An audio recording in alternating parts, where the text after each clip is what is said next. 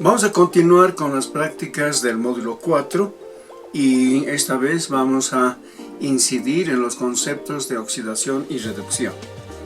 Vamos a ver procesos sencillos de cambio del número de oxidación. Por ejemplo, tenemos aquí átomos de cobre que se le asigna un número de oxidación 0. Cuando están así en forma independiente, tienen en el proceso de reacción un número de oxidación 0.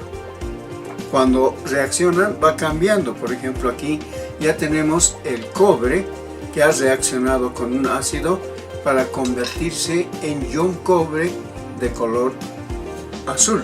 Según la concentración, este va variando a celeste. Eso nos indica la presencia del ion cobre, donde ya el número de oxidación no es 0, sino más 2. Entonces, ese cambio de número de oxidación es lo que vamos a tratar de visualizar en esta práctica que vamos a desarrollar a continuación. Comenzaremos con esta primera reacción entre el hierro y el azufre. Es una reacción muy interesante porque necesita un empujón, un impulso para que pueda desarrollarse. Podemos mezclar libremente el hierro. Aquí tenemos hilos de hierro en forma de virulana y el azufre, que comercialmente se presenta como flor de azufre cuando está finamente molido, pulverizado, como en este caso, y trozos de azufre, cristales, que lo conocemos como azufre cañón. Comercialmente se los denomina de esa manera, azufre cañón y flor de azufre. Para nuestro caso vamos a utilizar flor de azufre, que vamos a espolvorear sobre el hierro, sobre los hilos de hierro. Hacemos esa operación. Necesitamos solamente una pequeña cantidad. Esta cantidad es suficiente para espolvorear sobre el hierro. Ya tenemos también un pequeño trocito de hierro que no sucede absolutamente nada. Podemos también utilizar hierro pulverizado y separar estos dos componentes mediante un imán. El imán atraerá al hierro, pero no atrae el azufre. Ahora, como les decía, necesita esta reacción para que sea una reacción y no una simple mezcla, un empujón, una ayuda, y ese es acercar a la llama de un mechero, por ejemplo. Esa es la manera como vamos a lograr la reacción entre estos dos componentes. Es solamente iniciar, luego la reacción continúa por sí sola. Veamos entonces este proceso. Veamos que ya se ha iniciado la reacción y de por sí esta reacción se desarrolla en forma progresiva. Ustedes pueden observar, la reacción inclusive es exotérmica y ya hemos formado un nuevo compuesto que en este caso es el sulfuro de hierro, y eso es lo que vamos a comprobar, que ya ha existido una transformación del número de oxidación de cada uno de estos componentes. Como estaban inicialmente en forma independiente, entonces decimos el hierro con número de oxidación 0, el azufre también con número de oxidación 0. Al formar este compuesto ya cambia su número de oxidación, y eso es lo que vamos a realizar en el siguiente ensayo, la verificación de ese proceso de transformación. Continúa la reacción con un poco de azufre. Todo se ha transformado en sulfuro ferroso. De este producto vamos a tomar solamente una pequeña porción para poder efectuar los análisis correspondientes. Ahora vamos a realizar las reacciones de identificación, comprobar que evidentemente el producto que hemos obtenido entre la reacción del hierro y el azufre es sulfuro ferroso. Tenemos aquí ese producto donde el hierro ya no tiene esa coloración gris, el producto es totalmente negro. sulfuro ferroso, y vamos a entonces iniciar las reacciones de identificación. Si no estuviera combinado, quiere decir que conservaría inicialmente sus propiedades, el azufre amarillo y el hierro gris, pero ya no tenemos el azufre, se ha combinado totalmente con el hierro. Eso ya es un indicio inicial en base a la coloración de los elementos originales. Sumergimos este compuesto en un tubo de generación de salida lateral. Podemos también usar tapón de goma con otro tubito de salida, de desprendimiento. Cualquiera de los dos se adecua a esta reacción. Vamos a luego hacer reaccionar con ácido clorhídrico o ácido sulfúrico. Cualquiera de los dos ácidos es útil en este caso. Y se va a generar un gas que es el sulfuro de hidrógeno, que nos va a comprobar que evidentemente el hierro y el azufre han reaccionado formando el sulfuro ferroso. Ese gas que vamos a obtener burbujearemos en una solución de nitrato de plomo. Aquí tenemos una solución 0,05 molar de nitrato de plomo. Muy bien, ahora sí, comenzamos entonces la reacción. El sulfuro de hidrógeno es de un olor muy especial, a huevos podridos, característico, por lo que no vamos a generar gran cantidad, una mínima cantidad que va a ser suficiente a hacer burbujear en esta solución para que se forme el sulfuro de plomo. Obteniéndose una pequeña cantidad estaremos ya satisfechos con el resultado. Iniciemos la reacción. Entonces agregamos, tenemos aquí una solución de sulfúrico, vamos a agregar aquí a la mezcla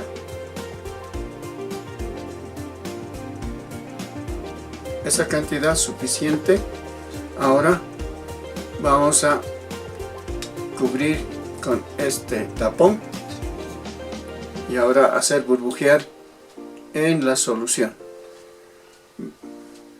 Observamos que se va a formar un precipitado. Inicialmente es blanquecino. Vamos a seguir observando la reacción.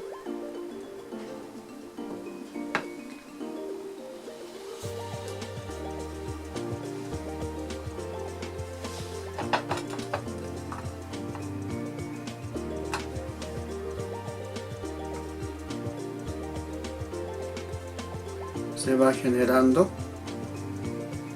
un gas que es el sulfuro de hidrógeno. Vamos a calentar ligeramente el tubo de ensayo para un poquito acelerar la reacción. De esta manera. Y ahora sí, ya se ha iniciado la reacción. Es suficiente un pequeño calentamiento para poder generar mayor cantidad de gas.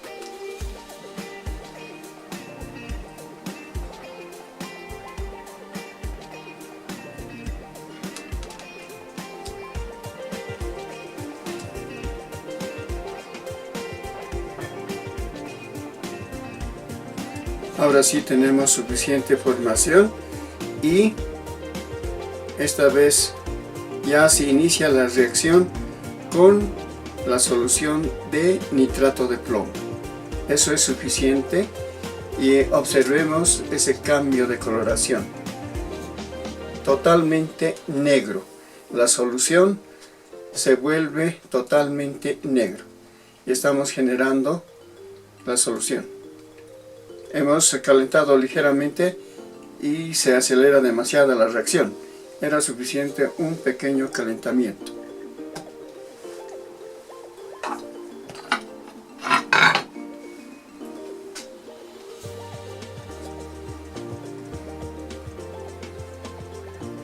y se puede percibir ese olor característico vamos a percibir cuando ya desarmemos el sistema el olor característico del sulfuro de hidrógeno.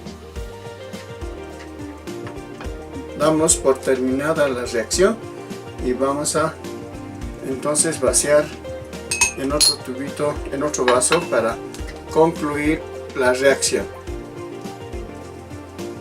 Damos por concluido y vaciamos este producto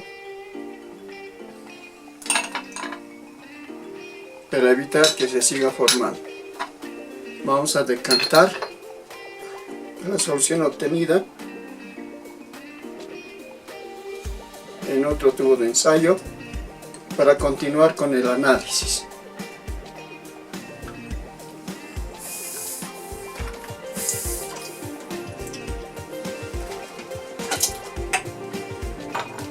Entonces vemos el resultado de esta experiencia, la formación del sulfuro de plomo como prueba clara de que el producto obtenido era el sulfuro ferroso. Vamos a continuar el análisis en esta disolución que tenemos y verificaremos la formación del hierro 2. Y ahora vamos a visualizar un proceso de oxidación de los compuestos que hemos logrado obtener. En el anterior experimento hemos demostrado la presencia del ion sulfuro precipitándolo con una solución de nitrato de plomo. De esa manera hemos obtenido sulfuro de plomo. Ese precipitado negro que ustedes observan es sulfuro de plomo. Luego tenemos en la otra fase, en el otro tubo, la solución ácida de fierro 2. La solución ácida y el ion fierro 2. Es decir que el sulfuro ferroso ha pasado a ion sulfuro y fierro 2. Esa es la hipótesis. Vamos a entonces verificar la presencia de ese ion, del fierro 2, en esta solución. Vamos a entonces ahora dividir esta solución en dos. Uno para el hierro 2 y vamos a oxidarlo para obtener el hierro 3. Que sea equitativo, en la misma proporción. Ahora sí, tenemos volúmenes casi iguales. Entonces uno será el hierro 2 y el otro lo vamos a oxidar a hierro 3. ¿Con qué sustancia? Usando agua oxigenada. Agregaremos a este tubo de ensayo gotitas de agua oxigenada. Y vean ustedes el cambio que se va produciendo. Tenemos el hierro 2 y ahora aquí, agitando, estamos cambiando el número de oxidación del hierro 2 a hierro 3. Y la coloración también va a ir cambiando. Ya no es así un tanto incoloro, sino que va adquiriendo una coloración amarillenta, amarillo, que es la presencia del hierro 3. Un poquito más agregaremos.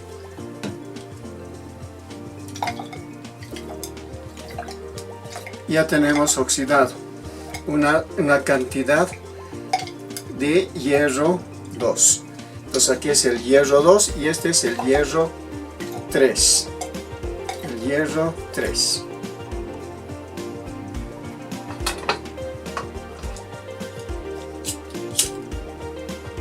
Podemos calentar ligeramente esta solución para que ayudemos al proceso de oxidación, para que todo el hierro 2 se logre convertir en hierro 3. No es necesario calentar fuertemente. Con un pequeño calentamiento se obtiene un excelente resultado. Ahora sí, ustedes pueden verificar que ya es un poco más intensa la coloración de la coloración de la disolución, que comprueba la oxidación del hierro 2.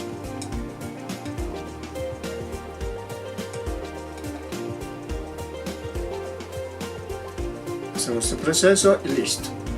Ven ustedes, ya la solución está de un color amarillo más intenso. Pueden observar.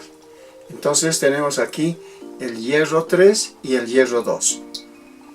¿Cómo confirmamos que evidentemente se ha producido esa transformación?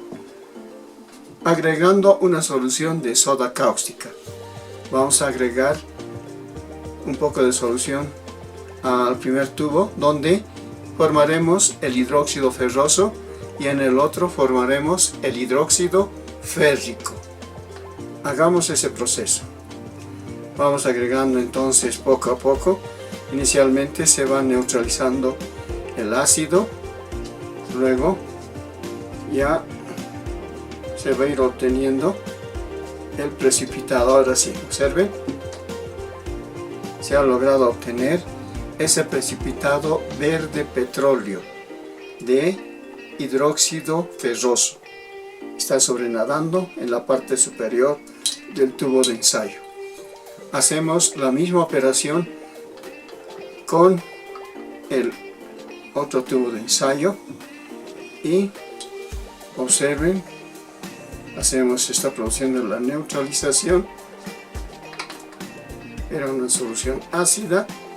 Ahora vamos poco a poco neutralizando y se obtiene el hierro 3. El hierro 3, el hidróxido férrico. Ahí está, las dos soluciones. El precipitado marrón, café marrón, del hidróxido férrico, y aquí el precipitado verde petróleo del hidróxido ferroso. Vamos a agregar un poquito más para que se note. Estamos neutralizando. Podemos disminuir un poquito esta solución. Ahora sí, tenemos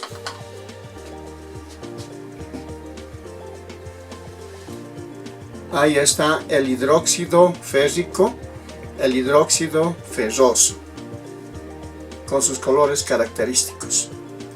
De esa manera entonces estamos seguros de haber oxidado el fierro 2 a fierro 3 por la coloración correspondiente: hidróxido férrico, hidróxido ferroso.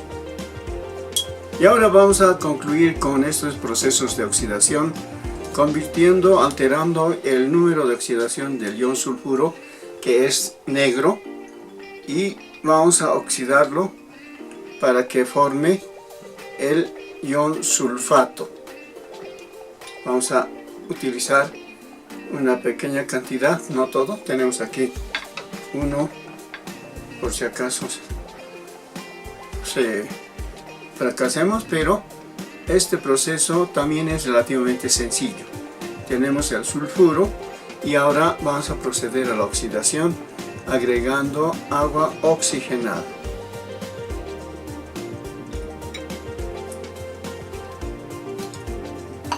Vamos mezclando la solución y poco a poco se va decolorando. Ya no es ese color negro. Agregamos un poquito más de esta solución. Ahora sí, ya tenemos totalmente incoloro. Ustedes pueden observar. Entonces esto corresponde al ion sulfato, que es un ion incoloro. Teníamos el ion sulfuro de color negro, precipitado de sulfuro de plomo, y aquí obtenemos otro tipo de ion incoloro, la oxidación del sulfato. Se ha decolorado, entonces hay una transformación. Vamos a plantear ahora las reacciones de este proceso de oxidación de iones. Hemos iniciado la práctica combinando el hierro con el azufre. El número de oxidación de estos elementos independientes es 0, porque está en forma independiente. Iniciamos la reacción con un calentamiento inicial, que es el empujón para poder ya iniciar la reacción de que por sí sola es exotérmica. De esa manera se forma el sulfuro de hierro 2. Ahora hemos identificado la formación de este compuesto, haciendo inicialmente reaccionar el sulfuro ferroso con ácido sulfúrico. De esa manera obtenemos sulfato ferroso y este gas.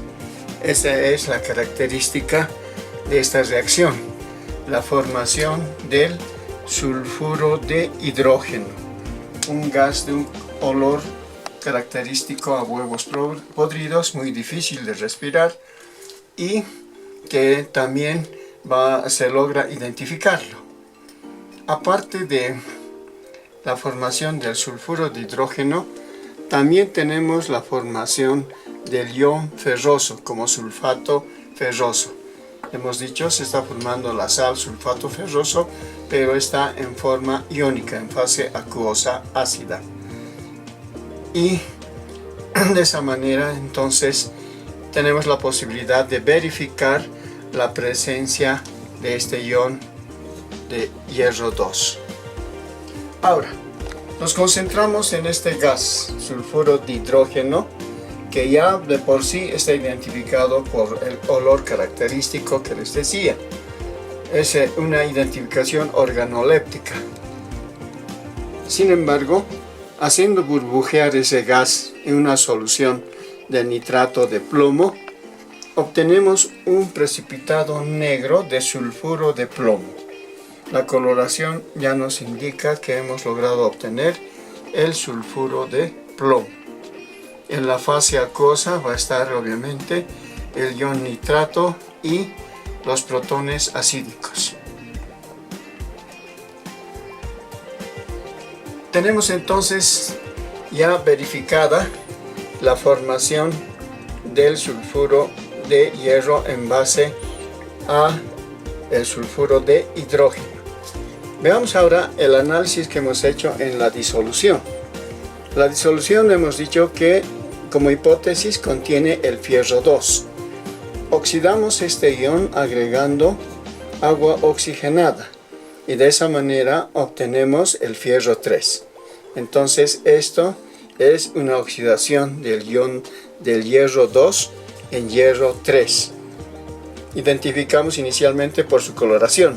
Sabemos que este es verde claro y este es amarillo. Y justamente obtenemos una solución amarillenta que indica la presencia del hierro 3.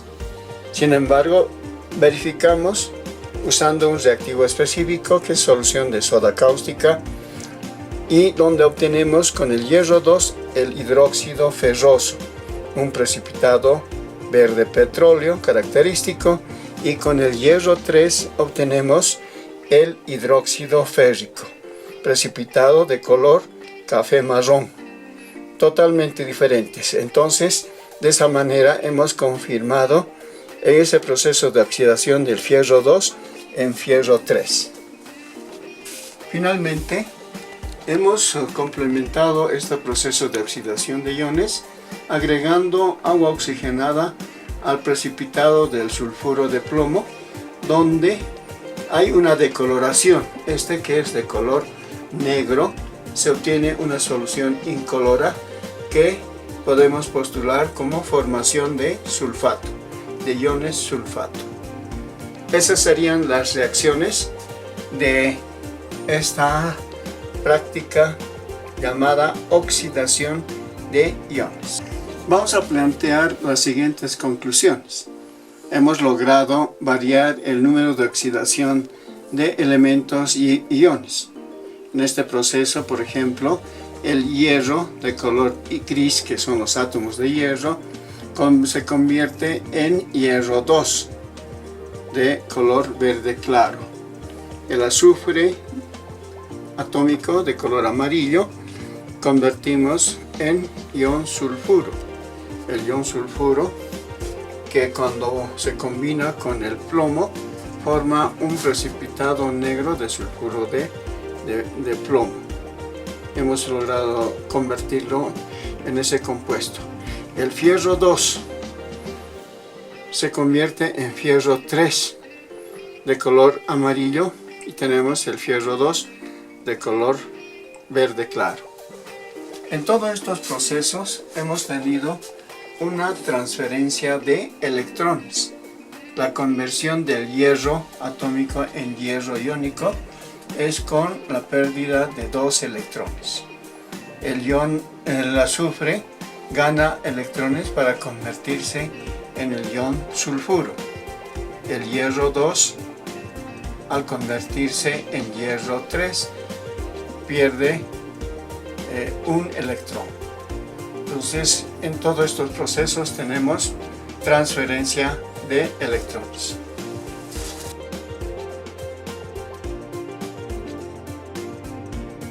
Vamos ahora a realizar la práctica de composición centesimal, esa unidad de porcentaje tan utilizada que nos brinda una información muy importante.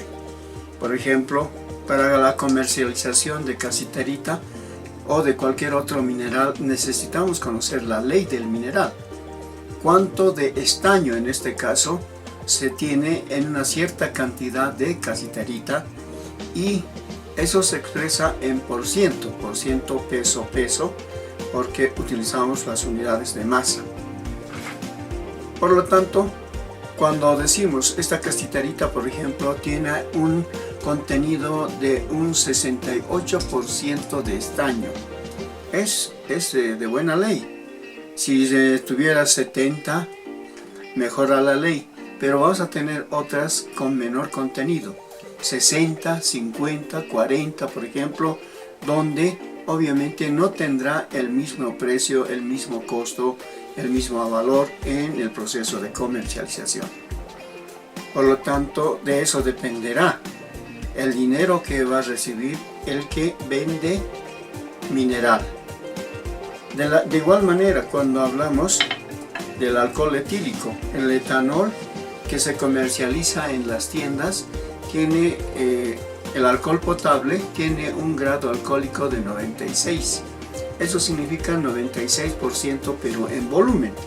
Tenemos un volumen de alcohol que está ligeramente mezclado con agua. 96% significa 96 de etanol y 4% de agua. Para el COVID, por ejemplo, no se utiliza ese alcohol. Bajamos el porcentaje, el grado alcohólico a 70%. Y eso es un porcentaje en volumen. Significa que en 100 mililitros de alcohol para COVID del 70% vamos a tener únicamente 70 mililitros de etanol. 30% será de agua. De esa manera, entonces, es muy importante la expresión del contenido de alguna sustancia usando el porcentaje. Vamos a entonces realizar prácticas donde podamos aplicar ese concepto de composición centesimal. Vamos a entonces ahora realizar la determinación de la humedad. Es una determinación gravimétrica porque usamos unidades de masa. Podemos pesar la cápsula, podemos pesar la muestra que vamos a utilizar. Puede ser harina, por ejemplo. Todas aquellas sustancias que están expuestas al medio ambiente tienen siempre una humedad, están integrando esa humedad. Una muestra que es bastante sencilla de conseguir es un poco de suelo, la determinación de un determinado suelo. Tenemos aquí ya pesado 10 gramos de muestra de un suelo que tiene siempre un grado de humedad. La humedad se determina a 110 grados centígrados según la norma boliviana. Vamos a entonces nosotros vaciar estos 10 gramos de suelo que hemos tomado de un sector y sometemos a calentamiento. Obviamente va a haber una disminución de masa por la eliminación como vapor de agua de la humedad. Sometemos de esa manera a calentamiento. Entonces tendremos una disminución del peso, de la masa, porque se va a ir eliminando la cantidad de agua impregnada como humedad en esta muestra. Como les decía, normalmente este proceso se lo desarrolla en laboratorio a 110 grados centígrados, pero aquí vamos a utilizar una fuente de energía proveniente de este mechero. El tiempo de calentamiento va a ser alrededor de 5 minutos aproximadamente, para que pueda eliminarse una cierta cantidad de agua. 5 a 10 minutos máximo. Ese va a ser el rango de tiempo que vamos a utilizar para la eliminación de la mayor cantidad de agua. Ahora vamos a realizar la determinación de sólidos totales disueltos, STD. De esa manera representamos cuando hacemos un trabajo de campo para poder determinar aproximadamente la cantidad de sólidos totales disueltos en una mezcla acuosa, por ejemplo. Para ello vamos a tomar una muestra, un volumen determinado, donde podemos medir usando una pipeta o una probeta. Vamos a vaciar. Esta es la muestra de salmuera y medimos exactamente alrededor de 10 mililitros. Tenemos un poquito menos, tiene que estar lo más exacto posible.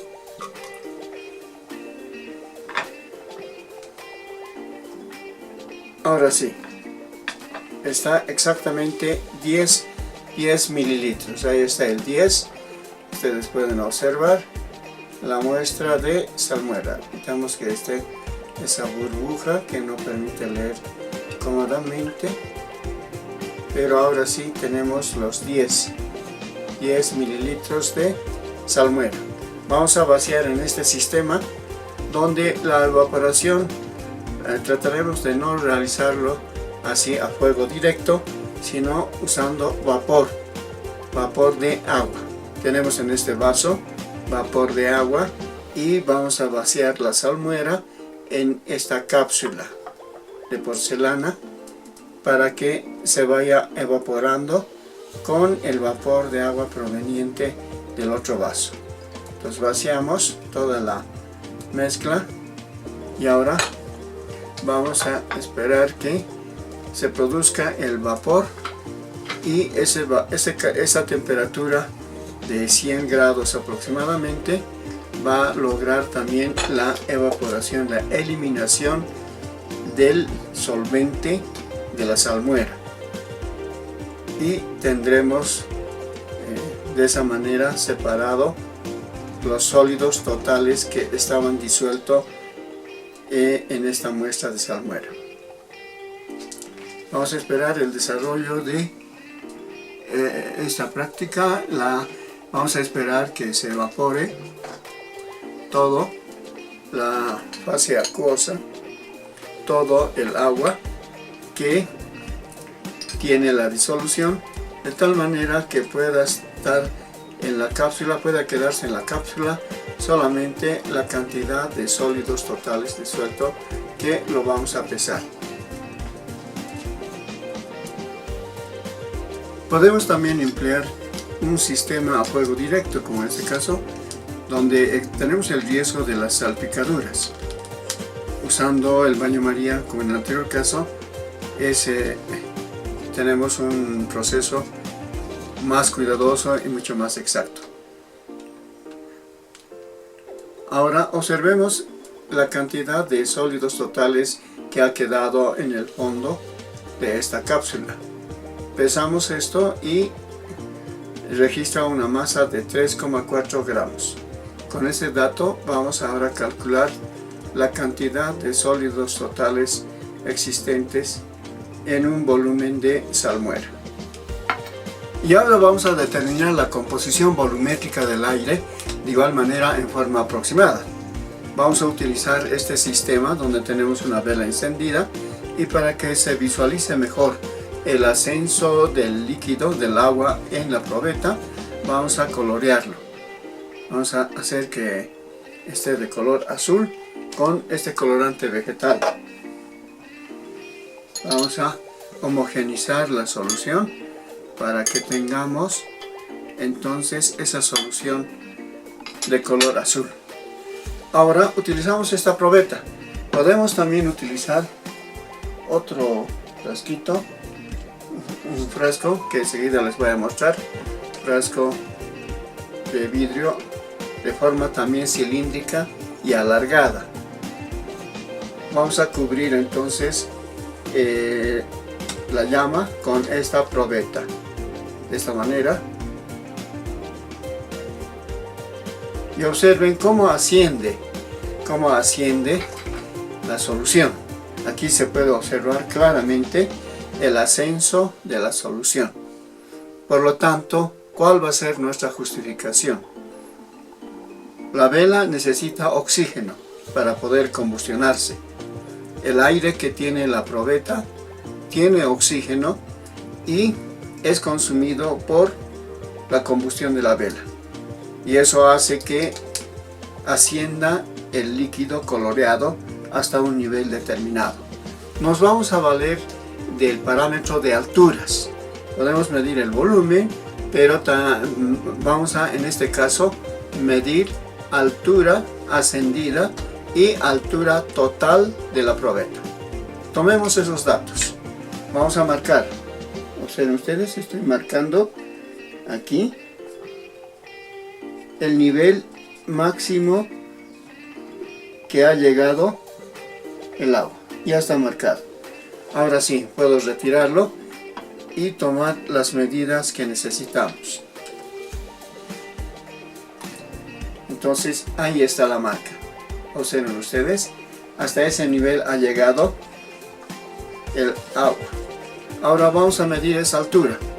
Medimos y son 6 centímetros. Vean ustedes, ahí está los 6 centímetros que ha logrado ascender. Medimos ahora la altura total. Han registrado 6 centímetros. Ahí está, no les miento, 6 centímetros que ha logrado ascender la solución azul. Ahora medimos la altura total. Tenemos 20 en primera instancia. Voy a marcar hasta este punto 20 y más 10 son los 30 centímetros. La altura total de esta probeta es de 30 centímetros. Con esos datos voy a poder calcular cuánto de oxígeno se tiene en el aire, en esa mezcla constituido principalmente por oxígeno y por nitrógeno. Vamos a hacer los cálculos de la composición ponderal. Significa por ciento peso. Este es el símbolo del porcentaje y tenemos que especificar que es peso. La masa de suelo húmedo es 10 gramos. Masa de suelo seco 8 gramos.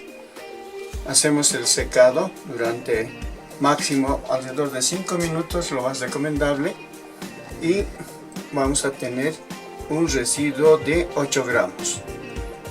Entonces tenemos que tener la masa de vapor de agua eliminado sobre la masa de suelo por 100.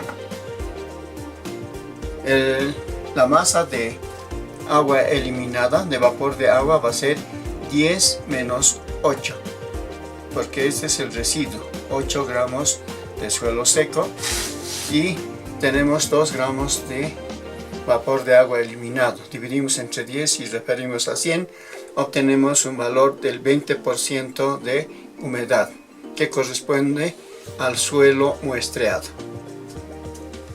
Y ahora haremos los cálculos referentes a la relación peso-volumen. Tomamos una muestra de 10 mililitros de salmuera y queda un residuo sólido de 0,34 gramos. Este es el dato obtenido, pesado. Ahora, para calcular el porcentaje, vamos a dividir ese valor entre los 10 mililitros de volumen de muestra o de salmuera y obtenemos 3,4%, porque estamos refiriendo a 100.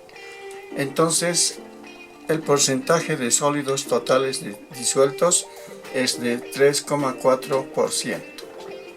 Expresado en volumen, 3,4 por cada 100 mililitros. Este factor significa 3,4 gramos de sólidos por cada 100 mililitros. Una unidad más utilizada es el litro. Un litro tiene 1000 mililitros. Se simplifica y vamos a tener entonces 34 gramos de sólidos totales por litro de salmuera en este caso. O puede ser otra muestra de líquido, y son las dos formas más utilizadas para expresar la cantidad de sólidos totales disueltos en una disolución. Y ahora vamos a hacer el cálculo del porcentaje volumétrico del aire, por ciento volumen, por ciento volumétrico. Hemos utilizado una probeta de 30 centímetros de altura y la altura ascendida ha sido de 6 centímetros. Entonces vamos a dividir esa altura de 6 centímetros, que corresponde al oxígeno, sobre 30 y obtenemos 20% de oxígeno. Utilizamos ese valor de 21 a 20% de oxígeno, que es la composición, el contenido de oxígeno en el aire. Vamos a plantear las siguientes conclusiones. Hemos logrado expresar análisis usando la unidad de porciento ponderal o en peso, y porciento volumétrico usando unidades de volumen. De esa manera, los más utilizados entonces son la composición ponderal y la composición volumétrica. También se tiene un porcentaje peso-volumen cuando tenemos muestras en disolución que contienen, por ejemplo, sólidos disueltos. Eliminando la fase acuosa, el agua, quedará en un residuo sólido que podemos expresar de esa manera en porcentaje peso-volumen. Hemos hecho una determinación de la composición volumétrica del aire que ha sido con buenos resultados.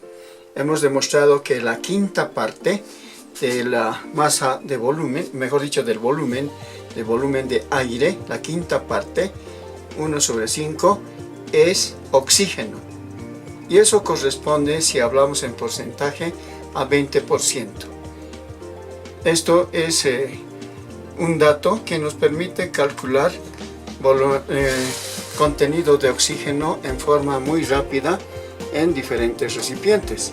Si tenemos una botella de 1 litro, por ejemplo, podemos saber cuánto de oxígeno hay en esa botella de 1 litro. Como es el 20%, y si consideramos 1000 mililitros, que es igual a 1 litro, el 20% de esos 1000 mililitros es 200. Entonces la respuesta es inmediata. En 1 litro de una botella de aire vamos a tener 200 mililitros de oxígeno. Entonces es un dato muy importante que hemos obtenido referente a la composición volumétrica del aire. Y recuerden siempre entonces que la quinta parte de un volumen de aire es oxígeno.